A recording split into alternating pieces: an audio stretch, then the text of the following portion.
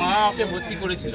সত্যি কথা বলতে আজকালকার ছেলেদের গার্জেন হচ্ছে শেষ কথা। গার্জেনরা যদি সতর্ক না হয়, গার্জেনরা যদি একটু এগিয়ে না আসে, তাহলে কী করে হয়?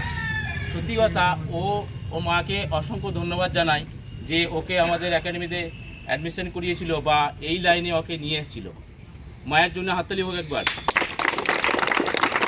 যাই হোক, প্রত্যেকটি ঘরে যেন মা বাবা এরকম হয় যে তারা তাদের ছেলেদেরকে সঠিক একটা রাস্তা দেয়। শুধু পড়াশোনা করিয়ে গেলেই হয় না, পড়াশুনো প্লেনভাবে করিয়ে যাচ্ছে, জীবনে কোনো লক্ষ্যই নেই। তারপরে একটা সময় বয়স শেষ হয়ে যাচ্ছে, তখন হতাশ হয়ে যাচ্ছে, মা বাবা খুঁজে পাচ্ছে না কোন লাইনে দেব, ছেলেও খুঁজে পাচ্ছে না। তো আমি বলবো মাধ্যমিকের পরেই যেন একটা কাউন্সিলিং অবশ্যই যেন হয় ছেলেদের জন্য, মেয়েদের জন্য, তারা যেন সঠিক পড়াশুনো করে একটা লক্ষ্যে যেন তারা এগোতে থাকে। অসংখ্য ধন্যবাদ রেশমাকে। এরপরে মদিনা খাতুনের জন্য বলে দিই যে মদিনা আর রেশমা একই গ্রামের, দুজনেই খাদিমপুকুর গ্রামের। তো এরা দুজনেই সাকসেস হয়েছে। সত্যি কথা, গ্রামের নাম রোশন করেছে, গর্বিত হয়েছে গ্রামবাসীরা।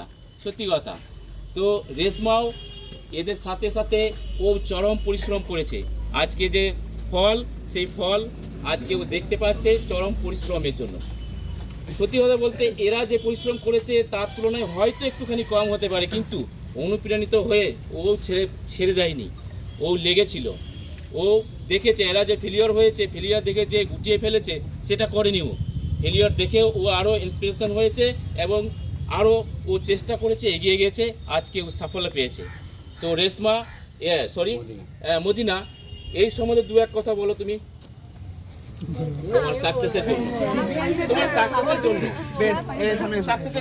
আমি প্রশ্ন করছি, তুমি উত্তর দিবে, ঠিক আছে? হ্যাঁ। তুমি প্রথম শুরু কবে করেছিলে এটা? আমি 2020 তে রেডি করছি। 2020 মানে শুরু করার জন্য কে বলেছিল? তুমি বলেছিলে?